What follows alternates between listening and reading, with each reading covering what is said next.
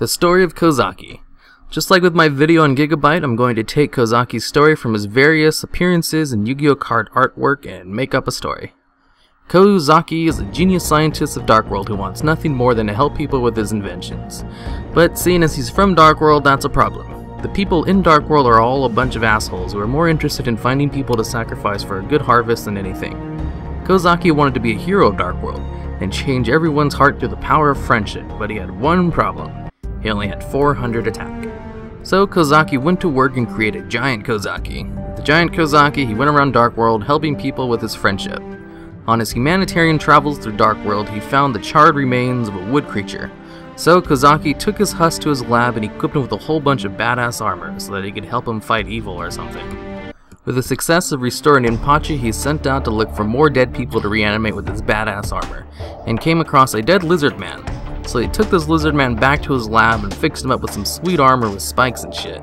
After Kozaky fixes up the lizard guy, they get to talking and YGO tells him all about his wonderful homeworld, full of zombies, crazy plant monsters, and super sophisticated robots.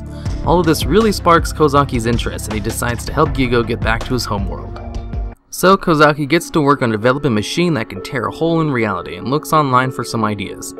In an internet chat room, he meets a magical scientist who has been experimenting with machines to do just what Kozaky was looking for.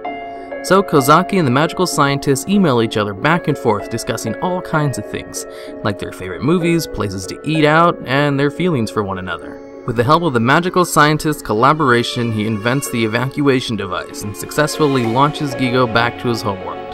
It's then that the Dark World spy learns of his new device and tells his boss, who thinks the device would be a great way to invade a new planet and find more people to tribute for a good harvest. So the Dark World monsters attack Kozaky's lab while loudly telling him exactly why they're attacking his base. Kozaky figures out that they want his device and only knows of one way to stop them from getting what they want. He decides to self-destruct the lab, destroying the device and all his research papers in the process. As he presses the self-destruct button, he can't help but think of his good friend the magical scientist, and all their late-night talks about their feelings.